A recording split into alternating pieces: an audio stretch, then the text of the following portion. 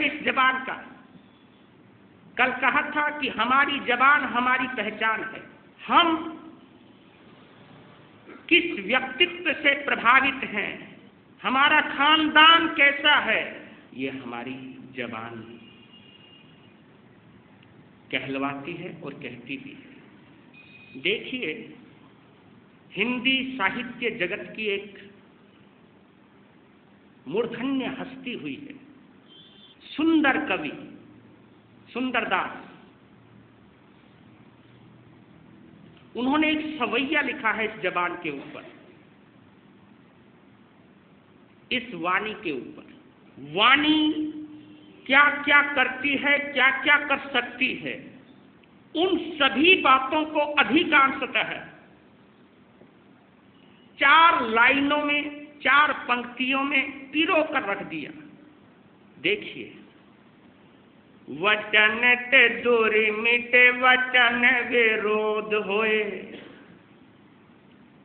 समझ में आ जाएगा अगर गौर से सुनोगे। वचन ते दूरी मिटे, वचन विरोध होए। वचन ते राग बढ़े, वचन ते द्वेष जू। वचन ते ज्वाला उठे, वचन ते शीत होए। वचन ते मुदित, वचन ते ही रोष जू। वचन ते प्यारो लागे, वचन ते दूर भागे। वचन ते मुरझाए, वचन ते कोस जू। सुंदर कहत है वचन को ये भेदे सो। सुंदर कहत है वचन को ये भेदे सो। वचन ते बंद होए, वचन ते मोक्ष जू। वचन ते बंद होए, वचन ते मोक्ष जू। वचन ते दूरी मिटे, वचन विरोध होए। वचन ते राग बढ़े, वचन ते द्वेष जू। क्या कमाल की ताकत है इस जबान की।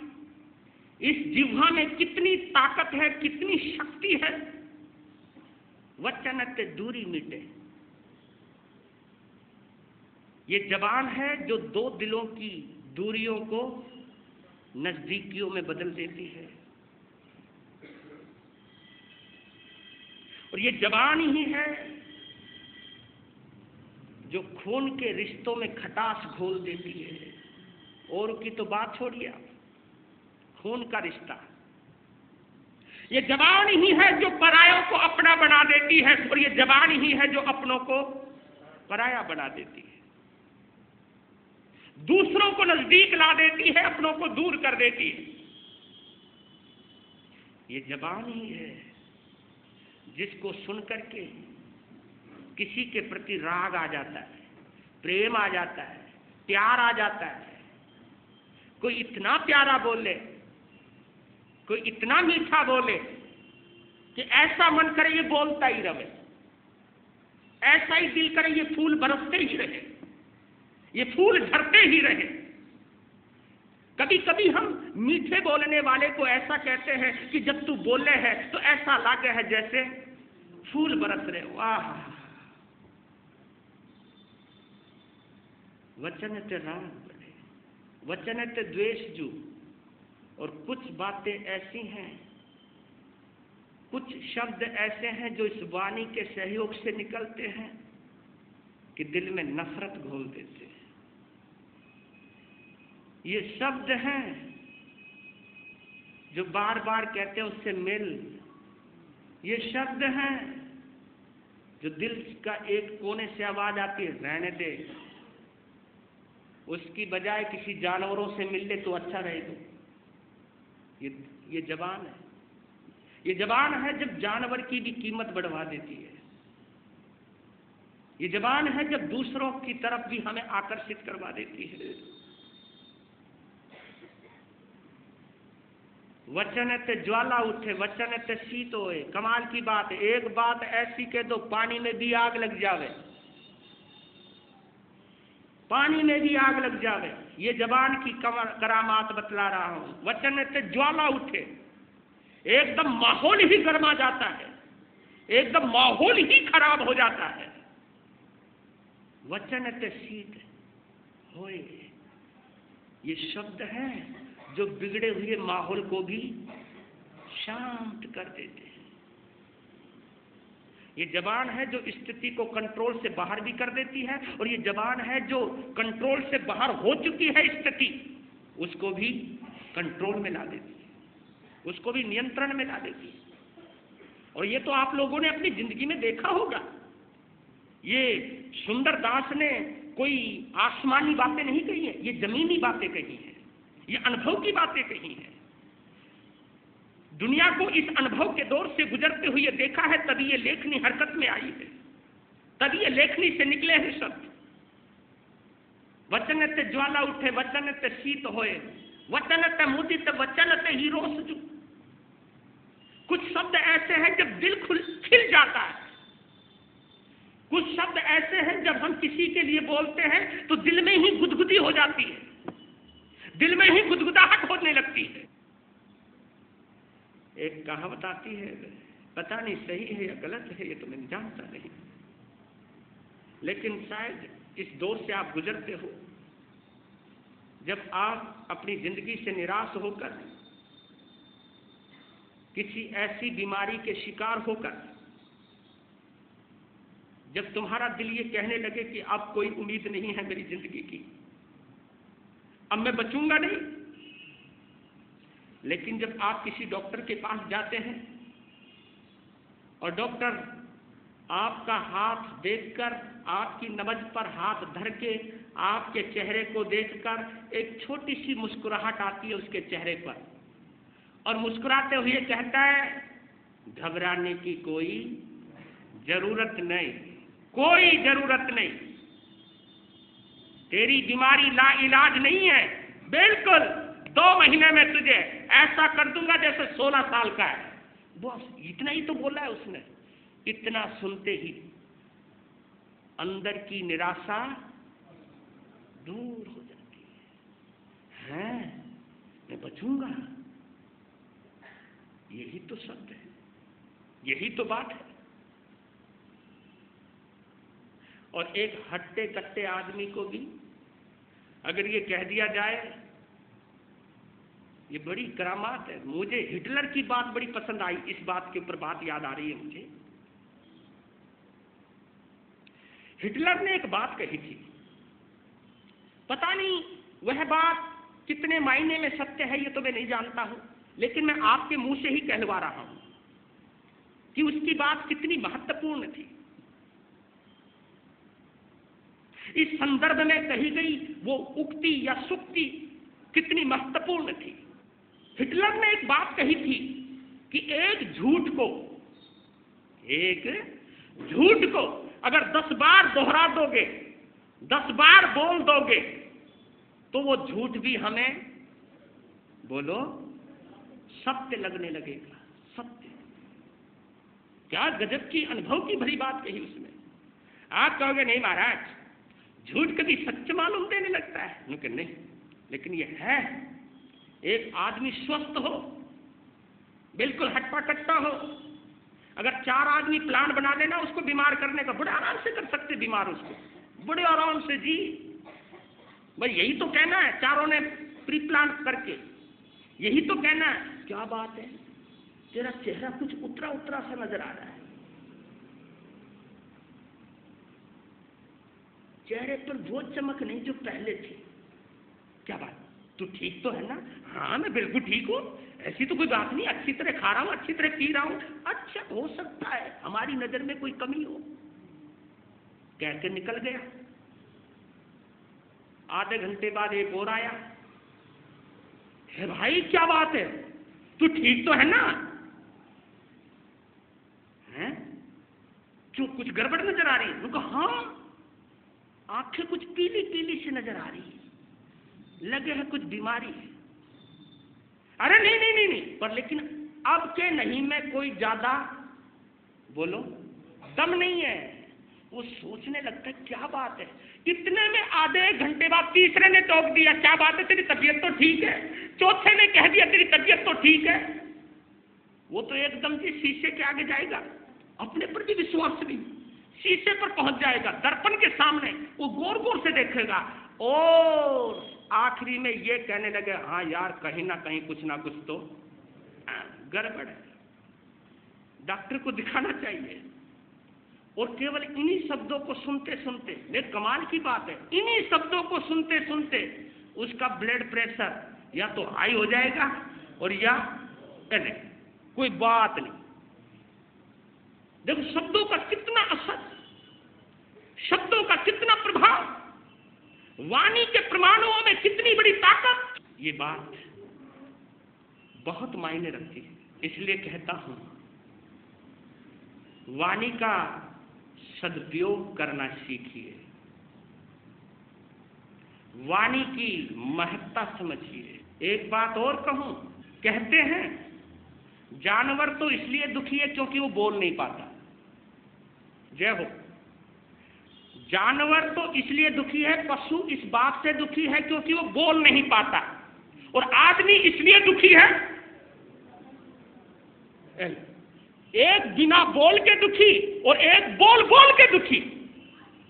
ये कोई बात देखी, कोई बात समझ में आई कि आदमी बोल के दुखी और वो बिना बोल के दुखी। यानी पशु तो ये सोचता है ये इतना बोले जा रहा है, इतना बोले जा रहा है, काश मुझे थोड़ा सा भी बोलने की। और दूसरी बात ये भी मैं बोल देना चाहता हूं आप लोगों से कि आदमी ने अपनी परेशानियां, अगर आपने अपनी जिंदगी को खूब ढंग से जांचा हो, खूब ढंग से परखा हो, खूब ढंग से देखा हो, तो आपको ये पता चलेगा जिंदगी की आधी से ज्यादा परेशानियां मैंने, बोलो, इस जबान की वजह से पैदा करी है, केवल इस जबान की वजह से। या तो अंशंत खाके और या अंशंत बोल के, इतना प्रभाव है। इस संदर्भ में एक बात और कहना चाहूंगा आप लोगों को, जो मेरे दिल को भी जचती है। ये हमें जबान पता नहीं कितने पुण्यों से मिली होगी। हाँ, ऐसे नहीं मिल गई। इस जबान की कीमत अगर पूछना चाहते हो तो उससे पूछना जो बोल नहीं पाता, या उन मां बापों के चेहरे पर खिंची हुई चिंता की लकीरों को पढ़ना जब उनका बच्चा 1.5, 2, 2.5 साल का हो गया लेकिन अभी तक बोल नहीं पा रहा है।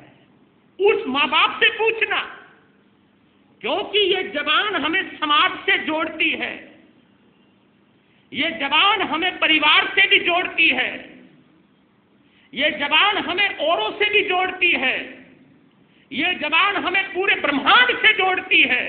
गूंगा व्यक्ति को अपंग कहा है, क्या बोला उसको? अपंग, विकलांग, जो बोल नहीं पाता। वो देख तो सकता है लेकिन बोल नहीं पाता। और जो जन्म से गूंगा होता है वो जन्म से बहरा भी होता है, वो सुन भी नहीं पाता। जो ना बोल पाता है ना सुन पाता है, जिंदगी में तो अंधेरा है उसके, आंखों के रहते हुए भी अंधेरा है। वो बेचारा इतना मजबूर होता है कि वो अपनी बात समझा भी नहीं पाता सामने वाले को। कभी कभी तो वो बेचारा इतना परेशान हो जाता है। कभी मूक व्यक्ति की परेशानी को देखना। और इस बात का जवाब और दे रहा हूं, हमारे शास्त्रों में, आगमों में एक बात और आई, इसका जवाब दिया है। भगवान महावीर स्वामी से गौतम स्वामी, यानी जो उनके शिष्य हैं प्रधान, एक प्रश्न करते हैं कि भगवान, आदमी किस पाप कर्म के उदय से, किस पाप की वजह से आदमी गूंगा और बहरा हो जाता है? आप ऐसे मत समझना जो आदमी गूंगे हैं, बहरे हैं, उनका अतीत क्या बोल रहा है, उनका भूतकाल क्या बोल रहा है, किस जन्म के पाप की वो सजा पा रहे हैं। अगर उस सजा को तुम्हें याद दिला दूं और उस सजा को याद दिलाने के बाद अगर आपकी जिंदगी में तब्दीली आ जाए, आपके जीवन में परिवर्तन आ जाए, मेरा सुनाना सार्थक हो जाएगा। आदमी किस पाप कर्म के उदय से गूंगा और बहरा होता है? हे परमात्मा, ऐसा पाप हमसे ना कराए, ऐसा अधम कार्य हमसे ना कराए। जब हम किसी के ऊपर झूठा आरोप लगाते हैं, सुनते जाना, ये क्योंकि आरोप किससे लगाओगे आप? बोलो, जबान से लगाओगे। जब हम किसी के ऊपर झूठा आरोप लगाते हैं, झूठा कलंक लगाते हैं, या किसी के गुप्त रहस्य को, किसी की गुप्त बात को देखकर या जानकर उसके लिए हम ब्लैकमेल करते हैं उससे ये कहते हैं कि देख, मेरा ये काम कर दे, नहीं तो तेरी ये पोल खोल दूंगा। हाँ, वो आदमी डर के मारे, अपनी इज्जत के मारे आपके कहने के अनुसार गलत काम करता है। आपने गलत काम करवाए उससे, आपने उसको डरा करके रखा, उसकी धड़कनें बढ़ा करके रखी। हे भगवान, या तो भगवान हमसे कोई गलत काम करवावे ना, या कोई ऐसे दोस्त ना मिलवावे, या ऐसे लोगों से पाला ना पड़वावे जो किसी की इज्जत को इज्जत नहीं समझते। ये दर्द उन्हीं को पता है जिनकी पगड़ी उछलती है।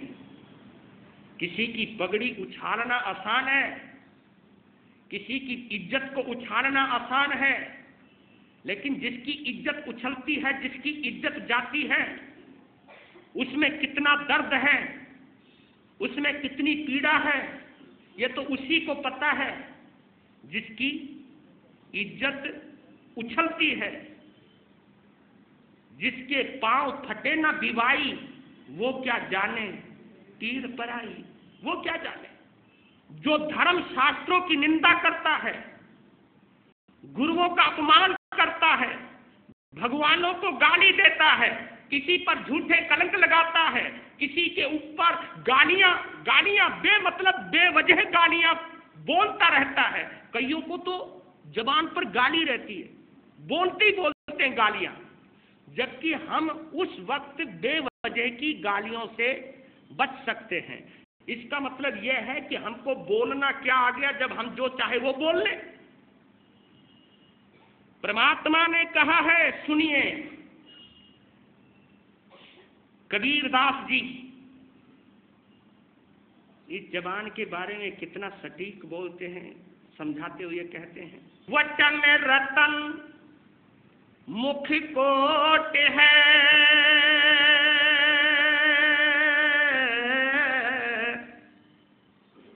होठ कपाट बनाए, समझ समझ हर्ष काढ़िए, मत परवश पड़ जाए। क्या गजब की बात कही है। वचन रतन मुख कोट है, होठ कपाट बनाए, समझ समझ हर्ष काढ़िए, मत परवश पड़ जाए।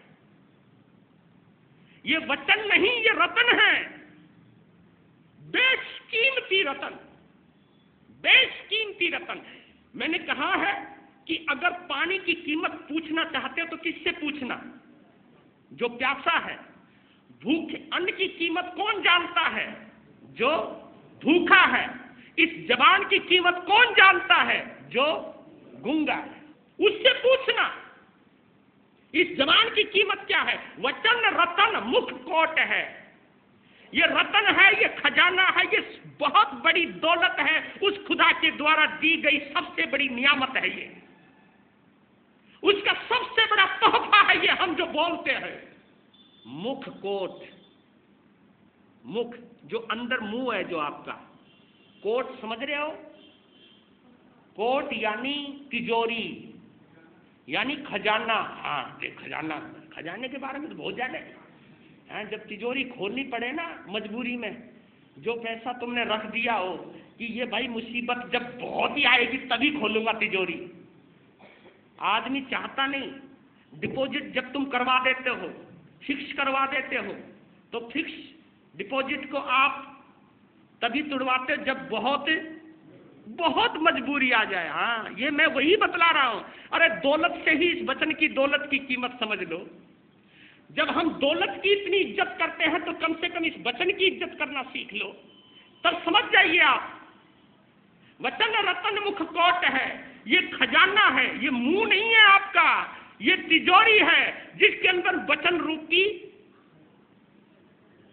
रतन भरे हुए हैं। और परमात्मा ने क्या गजब की इसकी सेफ्टी करी है। ये जो होठ है, ये होठ इस तिजोरी के दो दरवाजे, होठ कपाट बनाए। ये होठ नहीं बल्कि दरवाजे हैं, इस मुख रूपी कोट के दरवाजे हैं, इस मुख रूपी तिजोरी का दरवाजे हैं, जिस मुख रूपी तिजोरी में वचन रूपी रतन भरे पड़े हैं। समझ समझ हर्ष काढ़िए, सोच विचार कर। जब बटुआ तो तुम सोच बटुआ तो बड़े सोच समझ के खोलते हो तुम। अरे यार निकालना ही पड़ेगा के, देना ही पड़ेगा क्या? जब एक पैसा खर्च करते तो जान पे आती है, तो ऐसे ही इस जबान की कीमत समझ लीजिए। समझ समझ हर्ष काढ़िए, बहुत ही जरूरी हो तभी बोलिए, मत परवश पड़ जाए। क्यों? क्योंकि एक बार बोल दिया फिर वो बोला हुआ वाक्य कभी वापस नहीं आता। एक बार बोल दिया तो फंस गए। मत परवश पड़ जाए, बोल करके कहीं अपनी हुंडी या घुंडी दूसरे के हाथ में मत थमा दियो, मत दे देना अपनी बात। आज के प्रसंग से जोड़ता हुआ बोल रहा हूं। बौद्ध धर्म में जैसे जैन धर्म के कई शास्त्र हैं, 32 आगम हैं, ऐसी बौद्ध धर्म में भगवान बुद्ध की वाणी को उनके शिष्यों ने एक बहुमूल्य ग्रंथ में पिरोया है, संजोया है। उस ग्रंथ का नाम है थेर गाथा। क्या नाम बोला मैंने? थेर गाथा। ये पाली शब्द है, पाली, क्योंकि भगवान बुद्ध पाली में बोले हैं। जैसे भगवान महावीर मागधी में बोले हैं, मगध के थे वो, मागधी में बोले हैं, तो भगवान बुद्ध पाली में बोले हैं। पाली और मागधी दोनों आपस में बहुत मिलती है, सिमिलर है। जिसने किसी ने प्राकृत व्याकरण पढ़ा हो, प्राकृत के कई प्रकार होते हैं, जिसमें शोर सैनी भी है, मागधी भी है, अर्धमागधी भी है, पाली भी है, और मराठी का जो पुराना रूप है वो भी एक भाषा है। महाराष्ट्रियन जो भाषा वो भी प्राकृत भाषा में आती है। तो थेर गाथा एक ग्रंथ है। थेर गाथा ने भगवान बुद्ध के द्वारा कहलवाई गई एक गाथा बोल रहा हूं। और गाथा कहते हैं संपत्ति को, गाथा वाणी को भी कहते हैं। आपने तुलसीदास के साथ एक शब्द जुड़ा हुआ देखा होगा, गोस्वामी। गोस्वामी का मतलब जानते हो आप? गोस्वामी उसको कहते हैं जो अपनी जबान का मालिक है, जिसका अपनी वाणी पर नियंत्रण है, उसको गोस्वामी कहते हैं। गो को वाणी भी कहते हैं, गो को तो गौ कहते ही कहते हैं, तो गो को वाणी भी कहते हैं। गोस्वामी तुलसीदास, क्योंकि उनकी रामायण को जिसने भी पढ़ा है वो वाह वाह कहे बिना नहीं रह पाता। क्या सुरीले कंठ से निकले होंगे वो शब्द। देवता भी आए थे उस ग्रंथ की रचना के बाद। कोई जबरदस्त चीज थी है। गोस्वामी तुलसीदास की रामायण ने तो वाल्मीकि रामायण को भी पीछे लग दिया, क्योंकि इतनी भक्ति उड़ेल दी थी उसके अंदर, इतना माधुर्य भर दिया था उसके अंदर, इतना सजीव चित्रण कर दिया था उसके अंदर। तब देवताओं ने ही गोस्वामी की पदवी दी है उनको, कि वास्तव में तुम जबान के मालिक हो, वाणी के सम्राट हो तुम। थेर गाथा में महात्मा बुद्ध क्या कहते हैं? सव्वम सुनाति सोतेन, सव्वम पश्यति चक्षुना, नैचे दिष्ठम सुतम धीरो, सव्वम उज्जित रहति ते। ये उनकी मूल वाणी है, ये पाली भाषा है। क्या कहते हैं? सव्वम सुनाति सोतेन, सव्वम पश्यति चक्षुना, नैचे दिष्ठम सुतम धीरो, सव्वम उज्जित रहति ते। यानी हम कान से सब कुछ सुनते हैं। सव्वम सुनाति सोतेन यानी श्रोत्रेन, कानों से हम बहुत कुछ सुनते हैं, आंखों से हम बहुत कुछ देखते हैं। सव्वम पश्यति चक्षुना, हम आंखों से बहुत कुछ देखते हैं, कानों से बहुत कुछ सुनते हैं। नैचे दिष्ठम सुतम धीरो, जो धीर है, गंभीर है, विचारवान है, विचारशील है, गंभीर व्यक्तित्व का धनी है, जिसको हम गंभीर कहते हैं। सागरवर गंभीर, सागरवर गंभीर, जितना सागर गहरा है, सागर की गहराई में बहुत कुछ समाया हुआ है। कोई उसकी गहराई में जाकर तो देखे। जो गंभीर है, धीर है, जो दूसरे की इज्जत को अपनी इज्जत समझता है, धीर और गंभीर है, ऐसा व्यक्ति नैचे दिष्ठम सुतम धीरो, धीरो यानी जो धीर है, जो गंभीर है, वो व्यक्ति जितनी बातें उसने सुनी हैं, जितनी बातें उसने देखी हैं, सव्वम उज्जितु रहति ते। यानी जितना उसने देखा है, जितना उसने सुना है, वो सब देखी और सुनी बातों को हर जगह कहता हुआ नहीं फिरता। कौन नहीं फिरता? जो गंभीर है, जो धीर है। वो ये सोचता है कि जो मैंने देखा है वो एकदम कहने लायक नहीं है, जो मैंने सुना है वो एकदम कहने लायक नहीं है। उसके साथ किसी की इज्जत भी जुड़ी होगी, उसके साथ किसी की मर्यादा भी जुड़ी होगी, उसके साथ किसी का सम्मान भी जुड़ा होगा।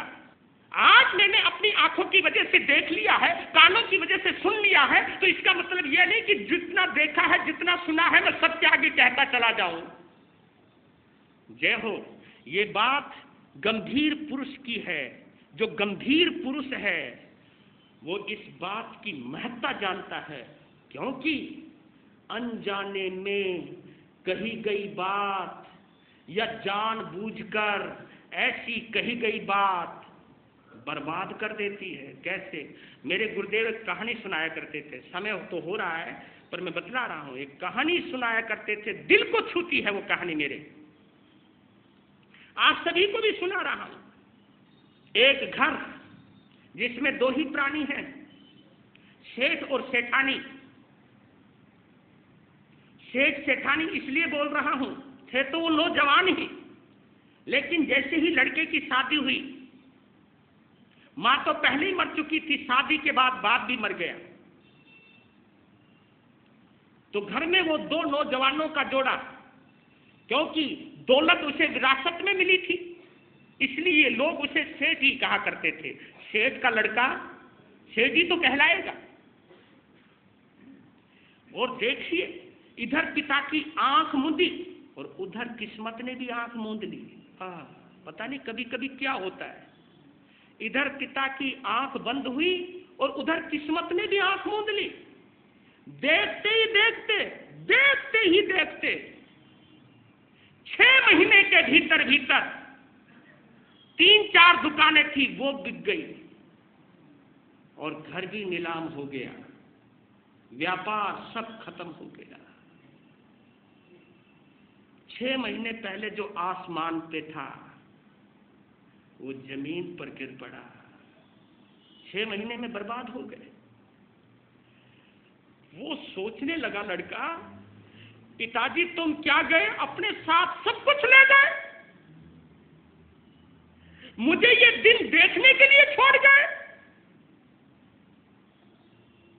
लेकिन लड़के ने सोचा कि क्या करूं, अब मैं अपने शहर में पटड़ी तो लगा नहीं सकता, समझ रहे हो ना। मैं अपने शहर में अपनी पत्नी को किसी के घर बर्तन मांजने तो भेज नहीं सकता। ये काम तो मैं प्रदेश में कर सकता हूं, अपने देश में तो कर भी नहीं सकता। आखिर मेरे पिता की इज्जत रही है। तो दोनों पति पत्नी ने विचार किया, इस मकान के ऊपर कल कोई कब्जा करे और हम बेआबरू होकर निकलें, इससे पहले आज रात में ही हम इस शहर को छोड़ देते हैं। दिन निकलने से पहले इस शहर को छोड़ देते। पत्नी ने हाँ भरी। दोनों पति पत्नी निकल लिए। दिन निकलने से पहले दिन उनका शहर के बाहर निकला। दूर से वो शहर नजर आया जिस शहर में उस लड़के ने शादी की थी, या जिस शहर में उस लड़के ने जन्म लिया था, जिस शहर की गलियों में वो खेला था, कूदा था, शान शौकत दिखाई थी। अपना अतीत देख रहा है, लेकिन उस अतीत को देखे या इस वर्तमान को देखे। आंखें डबडबाई, हिम्मत करी कि चल यहां से, चल दिए। दोपहरी चढ़ आई, वो भी जेठ की दोपहरी। आहा, जब धरती भी जल रही थी, आसमान भी अंगारे बरसा रहा था।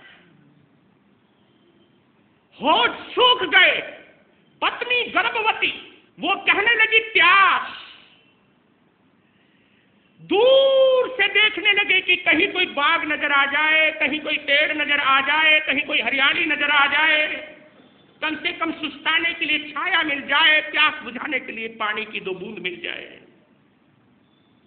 अपनी पत्नी को सहारा दिया कि हिम्मत कर, सामने कोई पेड़ों का झुरमुट नजर आ रहा है, लगता है कोई बाग है। बाग है तो कोई ना कोई कुआं भी होगा, और कुआं होगा तो कोई ना कोई कुएं में पानी भी होगा। पानी अगर मिल गया तो भोली में तेरी प्यास वहां बुझाऊंगा। हिम्मत करके पहुंच गए।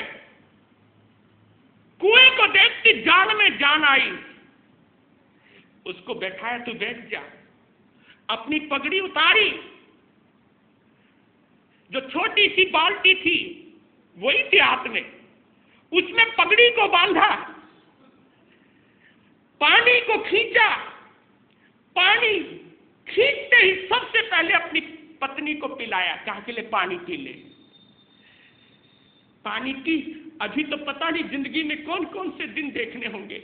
हिम्मत रख, हिम्मत। जब मस्ती के दिन देखे हैं तो अब ये भी देख ले। पानी पिलाया, प्यास बुझाई, प्यास बुझ गई।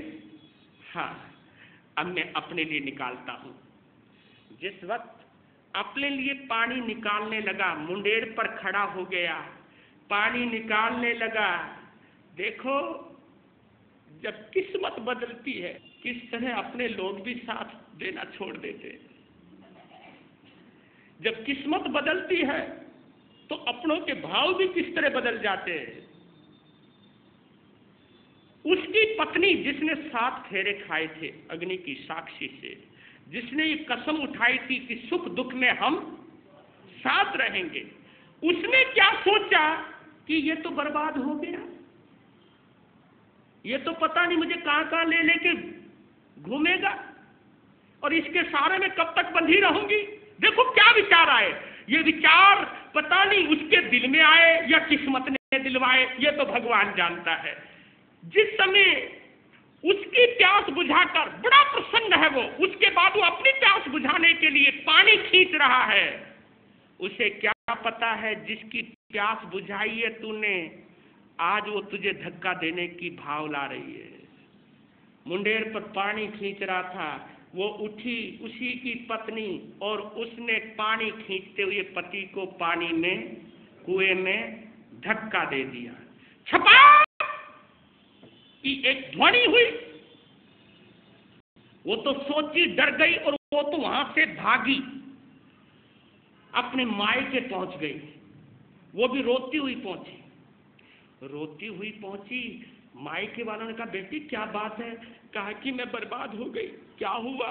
कि हम दोनों पति पत्नी बर्बादी का माहौल देखकर हम चले थे, उन्होंने मुझे पानी पिलाया, अपने लिए पानी खींचने लगे, उनको चक्कर आ गया और वो कुएं में गिर गए और वो, बोलो आगे, वो मर गए।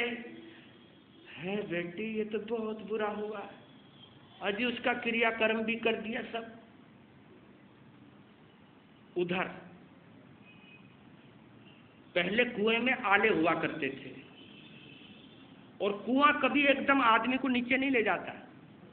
आपने देखा होगा कुएं में एक स्रोत होता है जो ऊपर की तरफ आता है, तो आदमी अगर कुएं में कूदा है तो एकदम नीचे नहीं जाएगा, नीचे जाती एकदम। और ये पानी की आदत भी है, एक बार पानी ऊपर फेंकता है, वो इसलिए फेंकता है, पानी ये कहता कि अपने आप को बचाना है तो बचा ले, अगर पानी में रहेगा तो डूब जाएगा।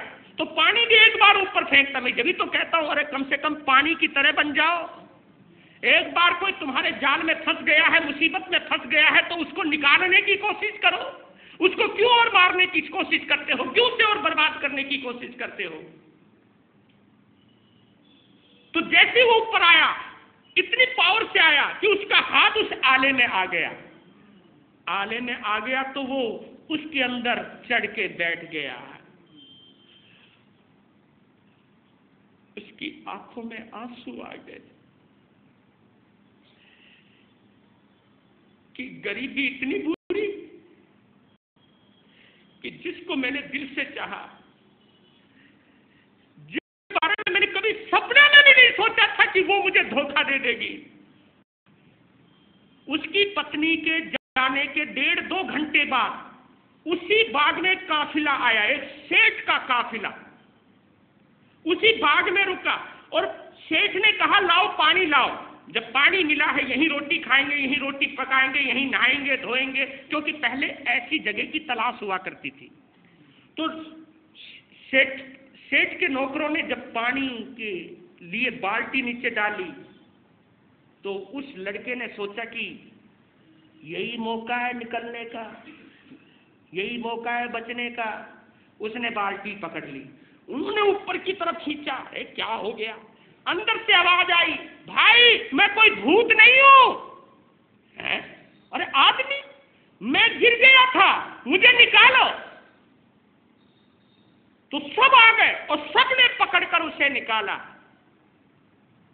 सेठ भी आ गया। सेठ ने कहा लगते तो तुम बहुत ऊंचे घराने के हो, तुम्हारे जो चेहरा है, तुम्हारे जो नक्श है, बहुत ऊंचे घराने के हो। क्या बात है? कपड़े फटे पुराने, चेहरे पर तेज तो बड़े खानदान का लगता है।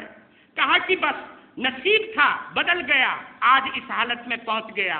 कैसे हुआ? उसने वही बताया कि बस पानी पीने के लिए मैंने खींचने के लिए पानी को इस मुंडेर पर चढ़ा, मुझे चक्कर आ गए और मैं गिर गया।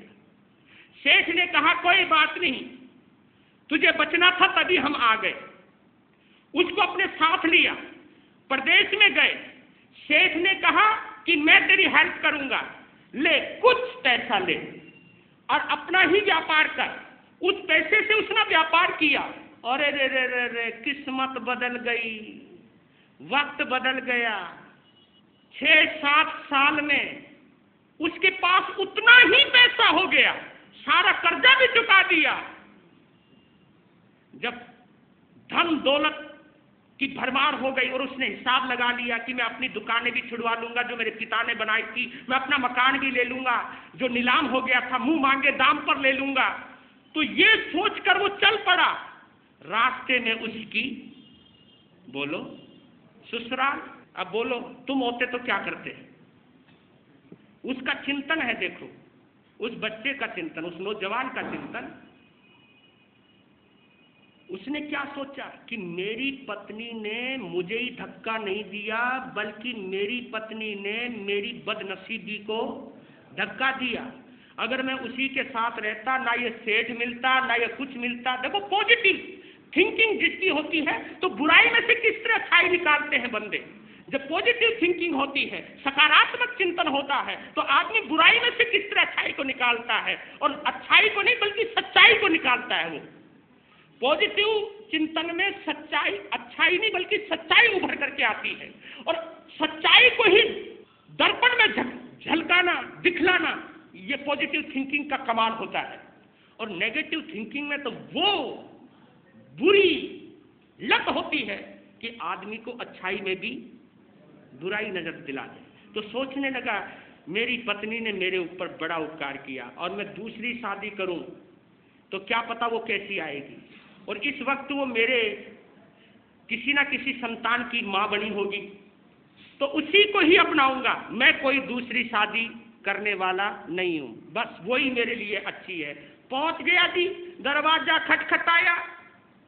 जिस वक्त दरवाजा खटखटा रहा था, ऊपर झरोखे में से उसी की पत्नी ने नीचे देखा और बोले, हैं?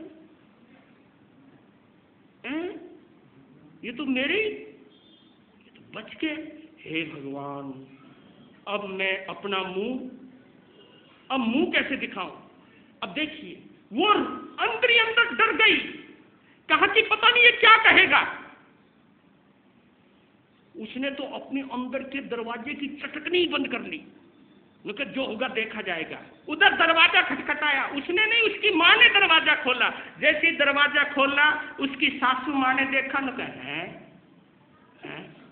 वो उसको हाथ लगाती है, कहीं भूत तो नहीं है, हाथ लगा के न कहा, बेटा तू तो है? मेरी बेटी ने बताया था। हाँ, आपकी बेटी ने सही बताया कि मैं चक्कर आ गए थे, मैं कुएं में गिर गया था, यही ना? हाँ, पर लेकिन माँ, मेरी जिंदगी थी, मैं बच गया, एक सेठ के हाथ लग गया, उसका साथ क्या मिला, मेरी नसीब फिर खिल गई। और वो बात भी कर रहा है और इधर उधर किसको देख रहा है वो तो तुम ही जानो। वो इधर उधर देख भी रहा है, यार सब आ गए। तब पूछा माँ से शर्माते, हैं वो कमला का है? बेटा ऊपर है। ए कमला, वो नीचे से माँ ने आवाज दी, वो तो नहीं आई। उसने कहा कि माँ मैं ही चला जाता हूं। ऊपर गया, दरवाजा खटखटाया और प्यार से बोला, कमला दरवाजा खोल, तू डरियो ना, मेरे दिल में तेरे लिए कुछ भी बुरे भाव नहीं है, तू मेरे प्रेम पर विश्वास रख, दरवाजा खोल। जब इतनी मीठी बात सुनी, उसमें हिम्मत आई, लेकिन खुद पर शर्मिंदा भी है। दरवाजा खोला, उसने आंख नहीं मिलाई, चरणों में गिर गई और कहने लगी, मुझे माफ कर दो। कहा कि माफ? अरे पगली, तू तो मेरे लिए लक्ष्मी है, लक्ष्मी। मैं तेरे उपकार को कभी नहीं भूलूंगा। ना तूने धक्का दिया होता, ना मेरी किस्मत, उस मेरी बदनसीबी तो उस कुएं में ही। क्या बोला उसने? मेरी बदनसीबी तो उस कुएं में डूब के मर गई और मैं बच के आ गया। तूने जब धक्का दिया तो मेरा शरीर तो ऊपर आ गया और मेरी बदनसीबी डूब गई, कुएं में रह गई। मेरी लाडो, तूने मुझे नई जिंदगी दी है। और कहते कहते उसके पति की आंखें भर आई और अपनी पति की ग्रेटनेस, ये उसकी उत्तम सोच सुनकर समझकर कहा कि मैंने अपनी जिंदगी में कोई परमात्मा तो नहीं देखा, मैंने कोई इतनी बड़ी महान आत्मा नहीं देखी, लेकिन तुम्हारी बात सुनकर के मैं मान चुकी हूं कि आज भी इस धरती पर परमात्मा का अंश मौजूद है। आपने जो मुझे माफी दी है, मैं जिंदगी भर कर्जदार रहूंगी आपकी, जिंदगी भर एहसानमंद रहूंगी आपकी। अरे पगली छोड़, वो हमारा, हाँ वो पड़ोस में गया हुआ है, बुला, उसको देखने को तो मैं तरस गया हूं, उसी को देखना चाहता हूं, उसी को गले लगाना चाहता हूं। वो ढूंढ के लाई, बच्चा भी 6-7 साल का हो गया था। अपने लाल को, अपने हमशक्ल को देखकर पिता का पैतृक भाव उभर कर आता है और गले से लगा लेता है और कहा, ले चल अब अपने शहर चलते हैं। रथ में बैठाकर अपने शहर ले गया, अपने लड़के को, अपनी पत्नी को, और मुंह मांगा पैसा देकर अपनी दुकानें वापस ली, अपनी बिल्डिंग वापस ली, और फिर दोबारा किस्मत उसी पटड़ी पर आ गई। रेल उसी पटड़ी पर दौड़ने लगी। इधर बच्चा जवान हुआ, वक्त बीतता गया। बच्चा जब जवान हुआ, बच्चा जवान होते रिश्ते आने शुरू हुए। रिश्ते जब आए तो कोई ना कोई रिश्ता तो फंसेगा। रिश्ता एक फंस भी गया, रिश्ता हो भी गया, शादी भी हो गई, और अब दोनों का प्रमोशन हो गया। पहले पति पत्नी थे, पहले माँ बाप थे, और अब वो क्या हो गए, सास और ससुर भी हो गए। परमात्मा और शादी इतनी धूमधाम से करी अपने बेटे की, अरमान के साथ करी। 5-6 महीने तो सही बीते भाई, हैं, होगी गड़बड़ फिर शुरू। 5-6 महीने तो सही बीते, बाद में वही लफड़ो हो गया जो या करे। मैं कभी कभी कहूँ, पता नहीं लोग मेरी बात को मजाक में ले जाते हैं, मैं कभी कभी एक सच्चाई बोलता हूँ। अरे लड़की और लड़के की के जन्म पत्री मिलाओ तुम, लड़के और लड़की की जन्म पत्री मिला के क्या करोगे? अरे जन्म पत्री मिलानी है तो ये उस वक्त की बात है, अब तो वो नौबत भी नहीं आती। आजकल की तो लड़कियों की एक ख्वाहिश है, मैं उस घर में जाऊं जिस घर में सास ही ना हो। अब तो ख्वाहिश भी स्टैंडर्ड की हो गई है। लेकिन नहीं मेरी बहनों, ये तुम्हारा व्यक्तित्व नहीं है, ऐसा नहीं सोचना।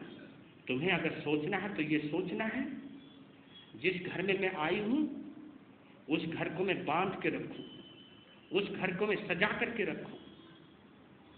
घर के टूटन का दाग कभी मैं अपने माथे पे ना लूं। जिस घर ने मुझे छां दी है, जिस घर ने मुझे पहचान दी है, जिस घर ने मुझे बसेरा दिया है, क्योंकि जब मैं जवान हो गई थी तभी से मेरे माँ बाप मुझे निकालना चाहते थे, ये निकले, ये जाए।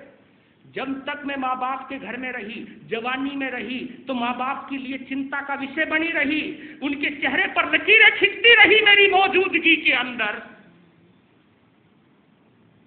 जिस घर ने मेरे माँ बाप की चिंता मिटाई,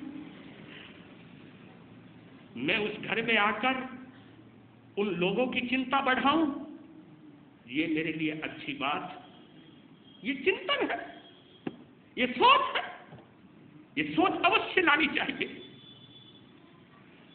हुआ उल्टा, बहू जरा थोड़ी तेज आई, कहते घिसते घिसते चंदन में भी आग लग जाए। और बहू की कुछ बातों को देख देख के सासू भी गर्म हो गई। जब सासू, क्योंकि मैं एक बात और कहता हूं, सुनते जाना।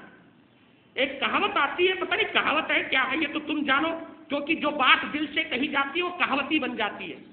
पर लेकिन एक बात कहता हूं कि जिस घर में बहू गर्म है, सास नरम है, वो घर बच जाता है।